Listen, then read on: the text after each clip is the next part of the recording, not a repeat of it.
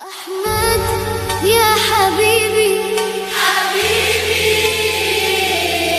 حبيبي سلام حبيبي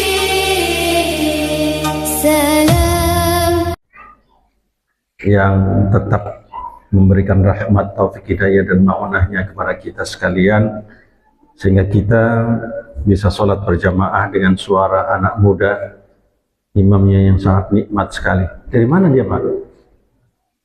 Orang mana? Orang Banten ya? Mana imamnya itu? Mana? Nikmat sekali bacaannya itu. Oh ini ya, anak muda. Harus jadi aset masjid itu, Pak. Ya, insya Allah. Mudah-mudahan kita senantiasa dibimbing oleh Allah Subhanahu wa Ta'ala untuk selalu mendekatkan diri kepada Allah Subhanahu wa Ta'ala. Kita lanjutkan ta'lim kita bab yakin dan tawakal. Yakin dan tawakal jadi satu. Di Mekah itu ada dua Nawawi. Nawawi asli orang Timur Tengah dari Syria, dan Nawawi asli dari Indonesia, dari Banten, dari kampungnya dia, kampungnya imam tadi. Sama-sama ulama besar di sana. Untuk membedakan dua Nawawi ini, maka orang Mekah memberikan julukan di depannya yang berbeda. Kalau Imam Nawawi, ini yang ngarang kitab Riyadhus Shalihin, asli orang sana. Kalau Nawawi yang dari Indonesia disebutnya Syekh Nawawi Al-Bantani atau Al-Jawi. Salah satu kitabnya yang dikarang Nashaihul Ibad, yang monumental itu banyak dipelajari di mana-mana. Kenapa namanya Al-Jawi bukan Al-Indonesi? Karena waktu itu belum ada Indonesia. Waktu Syekh Nawawi Banten hidup di sana, Indonesia belum terbentuk. Masih namanya Sumatera, Jawa, Sulawesi dan sebagainya. Masih masing-masing daerah. Maka karena dia dari Jawa dan Banten, nama julukannya dua, kadang-kadang disebut Syekh Nawawi Al-Jawi atau Syekh Nawawi Al-Bantani. Nah ini Imam Nawawi. Namanya Imam Nawawi. Riyadhus Shalihin ini yang ngarang adalah Imam Nawawi. Nama lengkapnya Al-Imam Abu Zakaria Yahya bin Sharaf An-Nawawi. An-Nawawi ini. Nah, beliau mengumpulkan tema tentang yakin dan tawakal. Kenapa? Karena tawakal akan muncul setelah yakin. Setelah kita yakin dari sebuah pemahaman dan ajaran, maka akan muncul tawakal. Bagaimana tawakal? Ini ada kisah yang diceritakan oleh Rasulullah Muhammad SAW dari Ibnu Abbas. Diceritakan oleh Ibnu Abbas dari Rasulullah maksudnya. An Ibnu Abbas itu adalah sepupunya Rasulullah. Namanya Abdullah bin Abbas. Abbas itu adalah pamannya Nabi. Sahabat Abbas ini pamannya Nabi. An Ibni Abbas radhiyallahu anhuma, dari Ibnu Abbas radhiyallahu anhuma qala Rasulullah sallallahu alaihi wasallam uridat alayya al-umamu. Kata Rasulullah, saya ditunjukkan sekelompok manusia, ditunjukkan beberapa kelompok manusia. Fara'aitun nabi wa ma'ahu ar-ruhait. saya kemudian melihat ada seorang nabi bersama dengan jamaahnya, bersama dengan umatnya. Wan nabi wa ma'ahu rajul war rajulan. Kemudian saya juga dipertunjukkan nabi yang pengikutnya hanya 1 sampai 2 orang. Wan nabi laisa ma'ahu ahadun. Bahkan saya ditunjukkan nabi yang sama sekali tidak punya umat. Kata Rasulullah, ada nabi yang umatnya sangat sedikit, ada nabi yang banyak, ada nabi yang sedang, bahkan ada nabi yang tidak punya umat. Di antara nabi yang umatnya sedikit itu adalah Nabi Syu'aib. Nabi Syu'aib itu dalam catatan sejarah dia hanya mendapatkan pengikut 3 sampai 10 orang. Pengikutnya itu yang percaya terhadap Nabi Syu'aib. Nabi Syu'aib ini diutus oleh Allah di negeri Madian namanya. Negeri Madian. Negeri Madian itu masyarakatnya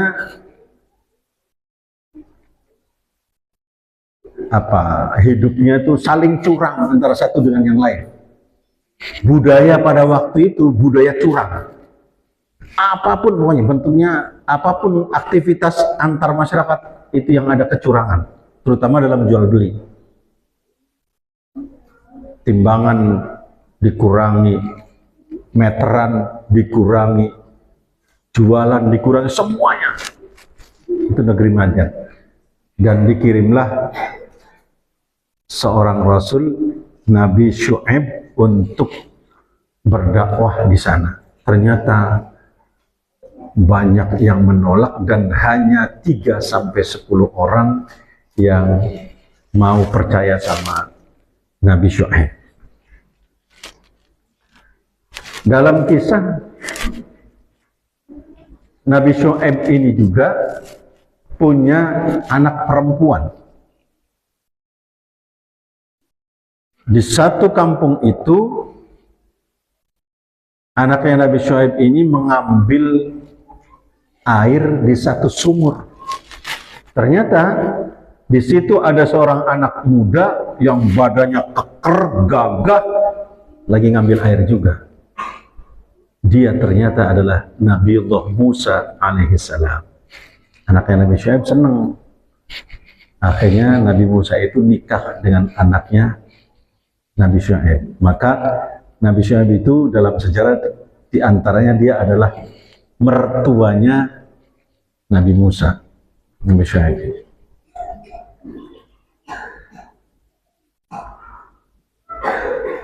Kata Rasulullah, "Idh rufi'a li sawadun 'azim."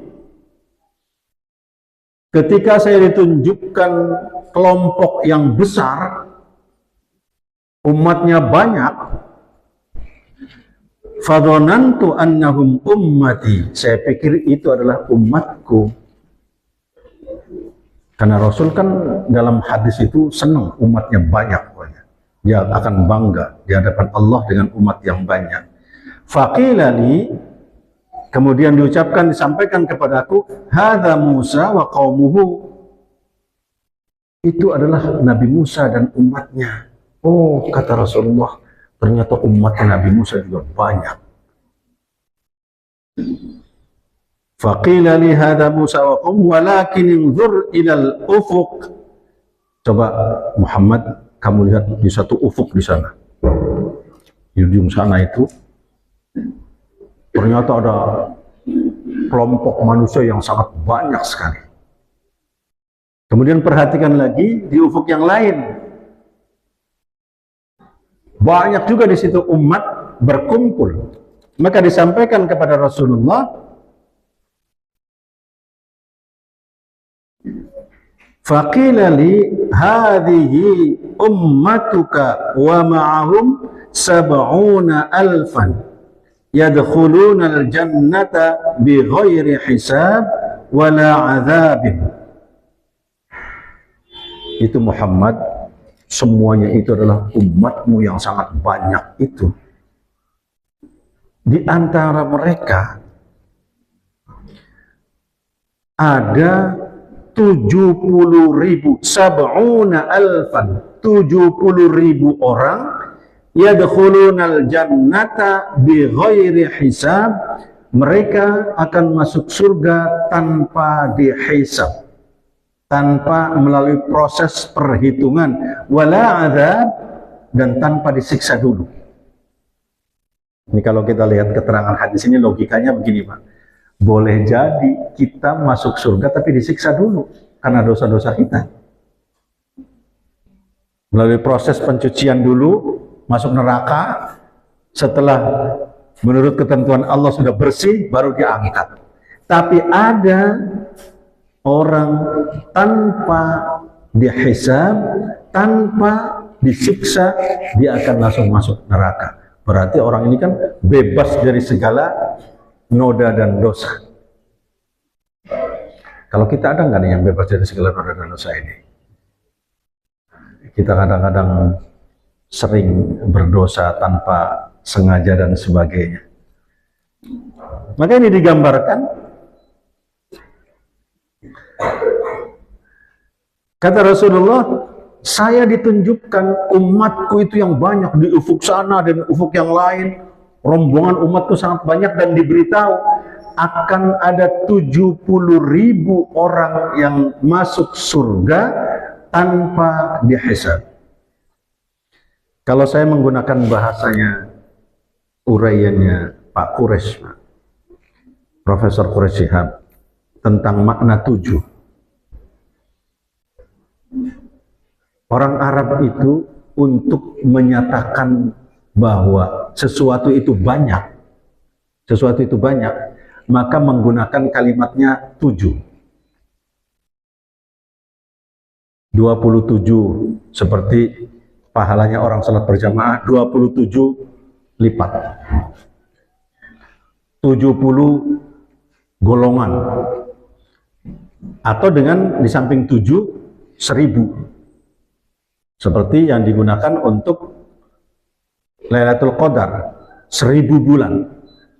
Kata 1000 itu, kata Pak Quraisy, kata 1000 itu bukan berarti di atas 999 atau di bawah 1001. Kata 1000 itu menunjukkan 1000 itu saking banyaknya kebaikan. Begitu juga kata 70.000 ini, kata 70 itu bukan berarti angka di atas 6.666,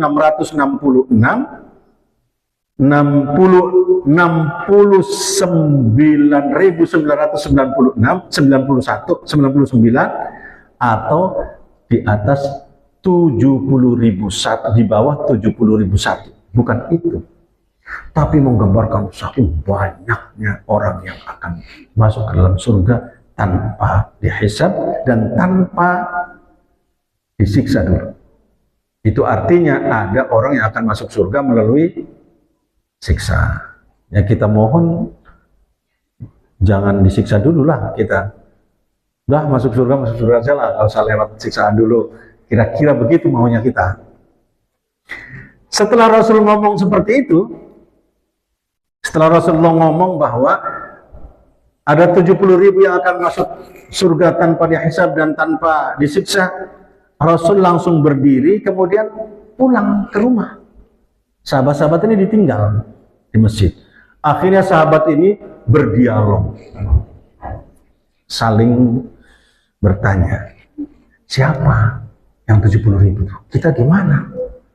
Oh jangan-jangan dia adalah orang yang dekat dengan Nabi.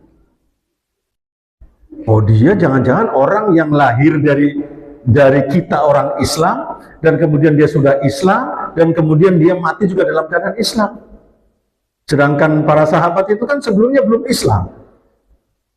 Semua berbicara sesuai tafsirannya masing-masing.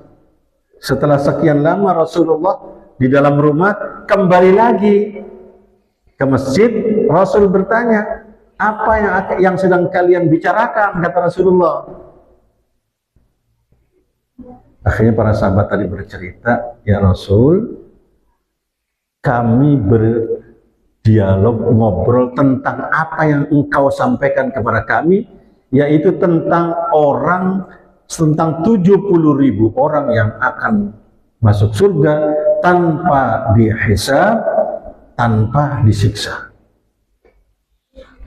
Maka Rasul menjelaskan,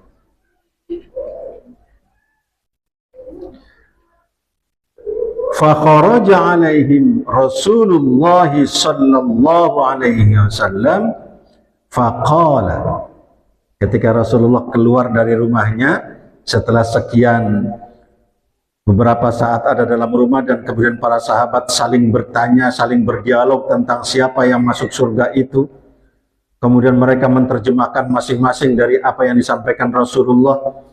Ada yang mengatakan mungkin mereka tidak pernah musyrik, mungkin mereka tidak pernah berdosa, mungkin mereka lahir dari orang Islam, terus berbagai macam cerita. Rasul kemudian fakharaja alaihim Rasulullah sallallahu alaihi wasallam faqala, kemudian Rasulullah keluar dari rumahnya menemui para sahabat tadi dan bertanya, malladzi yakhuduna fihi, apa yang kalian bicarakan? Fakhbaruhu, kemudian mereka bercerita, kami menanggapi apa yang engkau sampaikan wahai Rasulullah tentang orang yang masuk surga tanpa dihisab sejumlah 70.000 orang. Faqala, kemudian Rasulullah menjelaskan, humul ladzina la yarquna wa la yastarquna wa la yatatayyaruna wa ala rabbihim yatawakkalun. Mereka itu yang akan masuk surga tanpa dihisab, tanpa disiksa itu, kata Rasulullah, orang-orang yang tidak pernah minta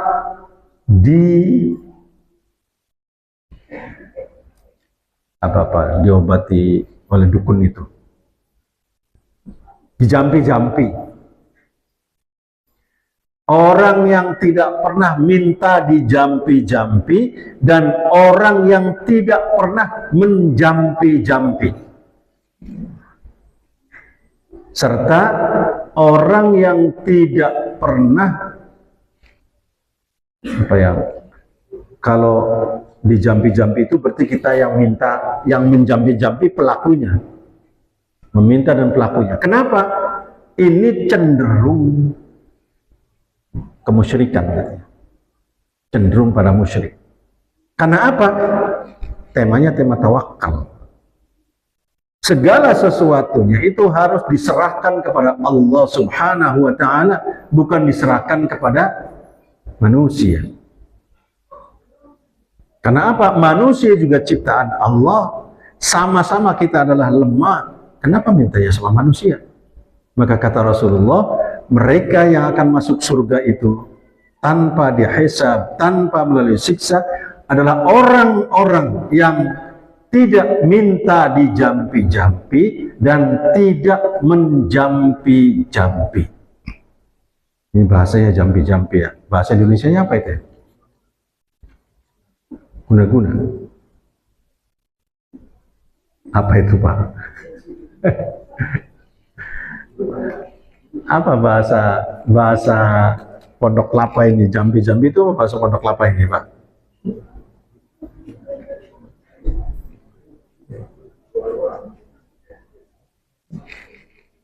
Apa kira-kira?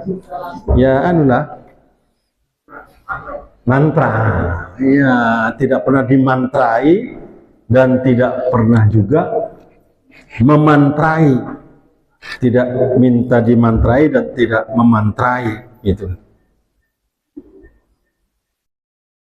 Wala yatatayyarun, dan mereka juga tidak pernah meramal.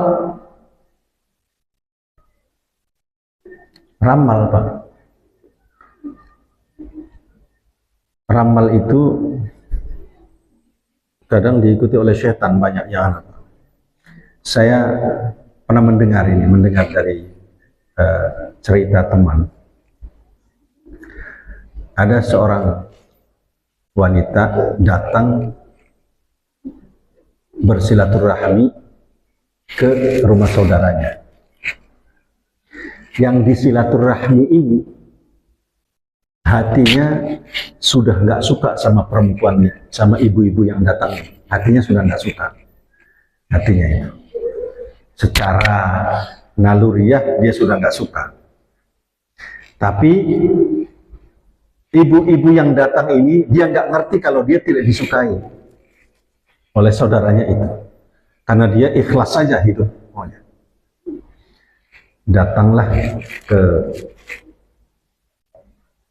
rumah itu, begitu pulang kehilangan kalung tuan rumah ini. Kalungnya hilang. Karena hidup di kampung, tidak ada yang bisa menebak dan sebagainya. Kalau kita kan ada CCTV. Akhirnya dia bertanyalah kepada orang yang suka meramal.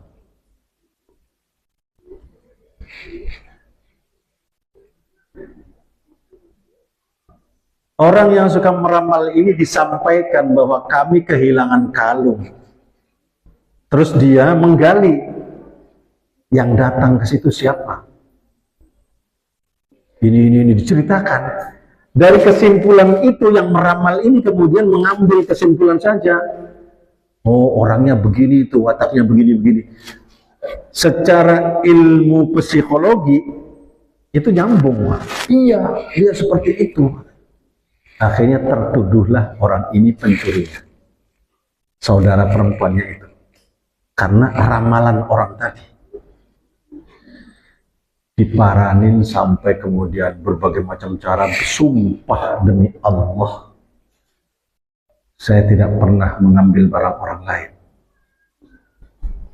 Ternyata hari berikutnya emas itu ketemu adanya di kamar mandi. Adanya itu. Orang kampung itu kan dulu kamar mandinya besar, Pak. Kayak bak besar itu. Ada di dalam bak kamar mandi itu. Begitu masuk nyala, kelihatan. Subhanallah, ini akibat ramalan. Itu yang nggak boleh, yang begitu. Akhirnya nuduh orang menyebabkan fitnah, dan fitnah itu asyaddu minal qatl. Lebih berbahaya daripada pembunuhan. Yang demikian ini, yang tidak tawakal, yang tidak masuk surga, yang digambarkan oleh Rasulullah tadi. Orang yang akan masuk surga tanpa dihisab, tanpa nuli azab, kata Rasulullah, mereka yang tidak minta dijampi-jampi, di apa tadi namanya? Di mantra-mantra, dan tidak memantra-mantrai orang lain, serta tidak pernah meramalkan tentang sesuatu yang menyebabkan fitnah munculnya. Akibat fitnah terjadi pertengkaran. Kalau sekarang ada ramalan cuaca, tapi itu kan berdasarkan ilmu pengetahuan dengan teori-teori yang ada. Kalau dia teorinya teori-teori yang menyesatkan, akhirnya munculnya fitnah. Ini yang nggak boleh, nggak boleh. Masya Allah. Ketika Rasulullah menyampaikan seperti itu, menyampaikan bahwa mereka ini adalah orang yang tidak meminta di mantra-mantra dan tidak memantra-mantrai serta tidak melakukan ramalan. Mereka itulah yang akan masuk surga. Mereka itulah orang yang tawakal sepenuhnya. Wa ala rabbihim yatawakkalun, dan mereka orang-orang yang sepenuhnya tawakal, pasrah kepada Allah dalam hidupnya tanpa pernah minta kepada manusia. Itulah orang yang akan masuk surga tanpa dihisab, tanpa melalui azab. Ketika Rasulullah selesai ngomong begitu, Pak, faqama Ukasha faqama Ukasha bin Mihsan. Salah satu sahabat Rasulullah yang Ukasha ini sering berperang dengan Rasulullah, sering ikut berperang dengan Rasulullah dan selalu berhasil. Ketika Rasulullah menyampaikan ada orang masuk surga tanpa dihisab sebanyak 70.000 orang, tanpa diazab juga. Mereka adalah bukan orang yang minta dimantra-mantrai dan orang yang tidak pernah memantra-mantrai serta tidak pernah meramal tentang nasib seseorang. Sebaliknya, dia hanya bertawakal kepada Allah Subhanahu wa Ta'ala. Mereka akan masuk surga. Ukasha langsung berdiri. Waktu berdiri, dia ngomong, "Ya Rasul," kata Ukasha, "Ud'u Allah ayyaj'alani minhum." Ya Rasul, doakan saya, mintakan saya kepada Allah, semoga saya ini masuk dari bagian mereka, orang yang masuk surga tanpa dihisab. Apa jawab Rasulullah? Faqala anta minhum. Engkau Ukasha bagian dari mereka, dijamin masuk surga. Karena Ukasha itu diberi oleh Rasulullah, dijamin masuk surga oleh Rasulullah, ada laki-laki lain iri kan? Kita juga ingin, Pak.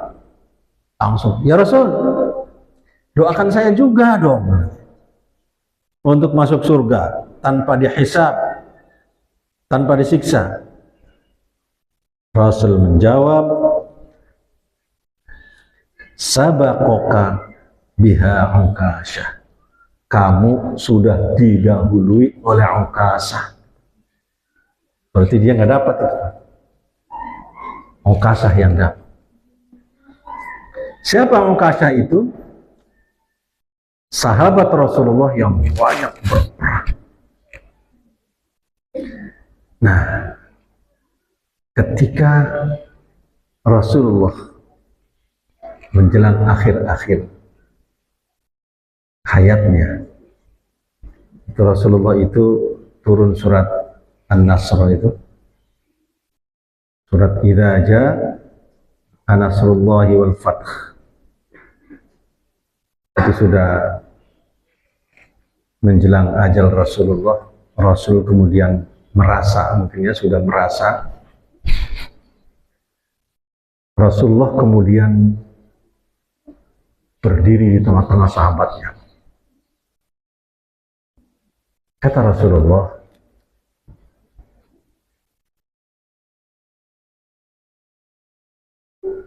Rasul minta dimaafkan atas segala tingkah laku dan perbuatannya. Sampai Rasul mengatakan, "Saya ini Nabi seperti apa?" Coba sikap tawaduknya Rasulullah kepada para sahabat-sahabat, "Saya ini Nabi seperti apa?" Kata sahabat-sahabat, "Engkau adalah yang telah membawa kami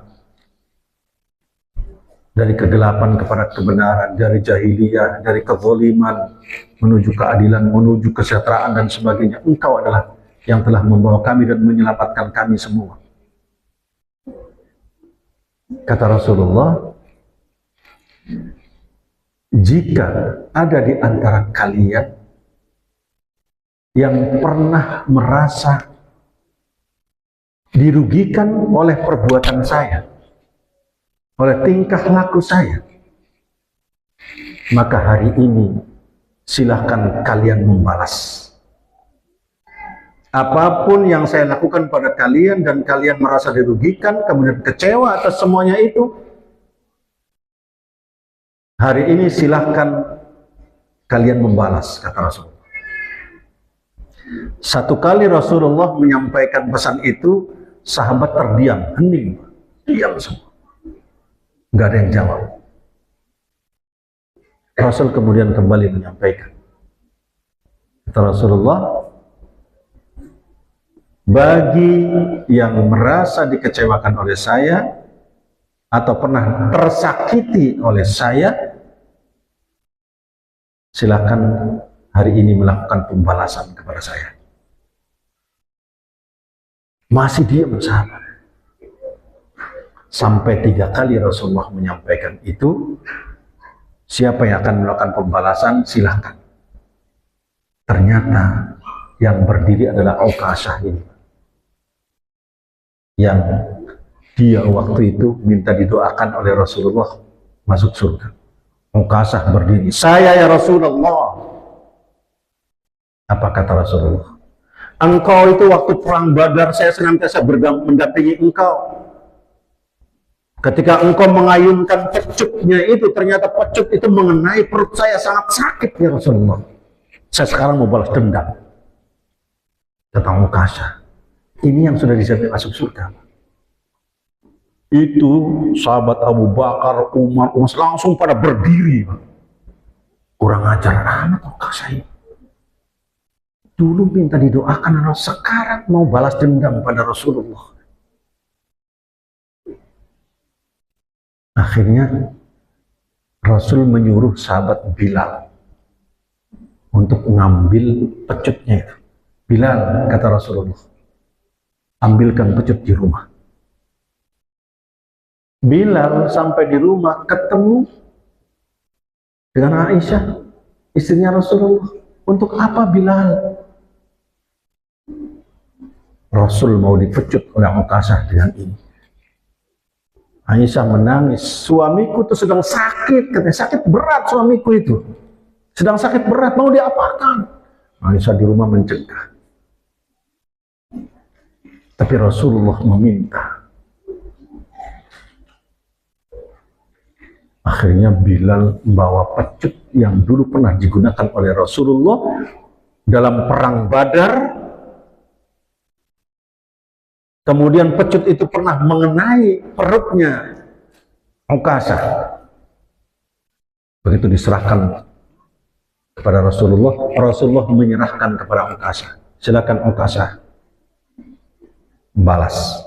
Kata Ukasah, ya Rasul, waktu itu saya kena pecut ini dalam keadaan telanjang, tidak pakai baju. Saya minta engkau pun copot bajunya. Wah, sahabat tambah gerem. Kurang ajar ini Ukasah ini kok semakin berani katanya kepada Rasulullah. Saya minta dicopot supaya adil. Akhirnya Rasul mencopot bajunya. Kelihatan perutnya Rasul.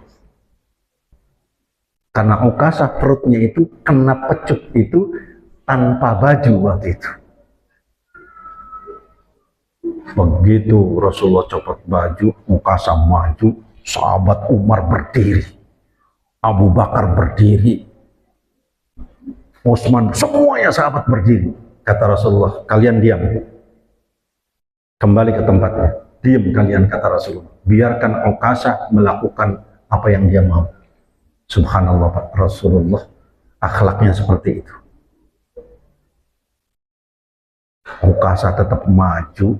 Begitu di depan Rasulullah, Ukasah langsung merangkul Rasulullah. Dirangkul oleh Rasulullah sekuat-kuatnya sambil menangis. Ukasah mengatakan, ya Rasul, engkau telah menjamin saya masuk surga. Gak mungkin saya balas dendam, gak mungkin ya Rasulullah. Justru saya telah memaafkan engkau sudah lama. Rasul kemudian balik bertanya, wahai Ukasah, apakah engkau sudah memaafkan aku? Saya sudah memaafkan dari dulu dan saya mohon ridho Allah. Saya mohon masuk surga. Kenapa saya minta engkau dibuka? Saya ingin badan saya ini nempel dengan kulitmu supaya keberkahan itu tetap ada pada saya. Saya ingin ya Rasul. Sudah lama saya menambahkan kulit badan saya bersentuhan dengan kulit badanmu itu. Masya Allah, Pak Ukasah. Dirangkul sampai sekuat-kuatnya. Saat itulah Rasul kemudian mengatakan, kalau kalian ingin melihat ahli surga, lihatlah Ukasah. Masya Allah, sahabat berdiri semua menyambut Ukasah. Gitu. Caranya mengagetkan orang, menegangkan orang caranya, tapi endingnya dia betul-betul justru ingin bersama dengan Rasulullah Muhammad SAW. Ukasah. Inilah orang yang tawakal sepenuhnya kepada Allah Subhanahu wa Ta'ala, hidupnya dijamin masuk surga. Mudah-mudahan kita semua ini cintanya kita kepada Rasulullah sama dengan cintanya Ukasah.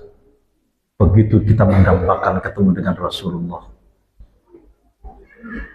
mendambakan berjumpa dengan Rasulullah, mendambakan syafaat Rasulullah. Dan untuk mendapatkan syafaat, perbanyak sholawat. Sholawat dan sholawat. Kenapa sholawat? Sholawat itu isinya apa? Doa. Doa untuk siapa? Untuk Rasulullah. Wong Rasul sudah dijamin masuk surga, kok kita doakan? Sementara kita yang mendoakan, ada nggak yang jamin masuk surga? Nggak ada. Tapi disitulah indahnya. Kata Rasulullah, barang siapa yang bersolawat kepadaku, maka Allah akan bersolawat kepada orang tadi 10 kali lipat. Dan barang siapa yang bersolawat kepadaku 10 kali, maka Allah akan bersolawat kepadanya 100 kali. Barang siapa yang bersolawat kepadaku 100 kali, Allah akan memenuhi segala kebutuhannya untuk orang itu. Sekarang banyak orang yang mengamalkan solawat akhirnya. Setiap hari baca solawat 400 kali, dan ternyata terbukti hidupnya sejahtera, tenang, damai. Segala kebutuhannya dipenuhi. Tidak perlu memiliki, tapi dipenuhi segala kebutuhannya. Kan enak itu, Pak. Tidak megang, tapi saat butuh, datang. Itu solawat, Masya Allah. Kita cinta kepada Rasulullah Muhammad SAW. Ini mudah-mudahan kisah yang singkat ini akan menambah iman dan takwa kita kepada Allah Subhanahu wa Ta'ala, dan kemudian menambah kita semakin tawakal, pasrah kepada Allah Subhanahu wa Ta'ala, sehingga kita akan diberikan surganya Allah Subhanahu wa Ta'ala. Terima kasih dan mohon maaf. Kita tutup, wallahul muwafiq ila aqwamit thariq. Wassalamualaikum warahmatullahi wabarakatuh.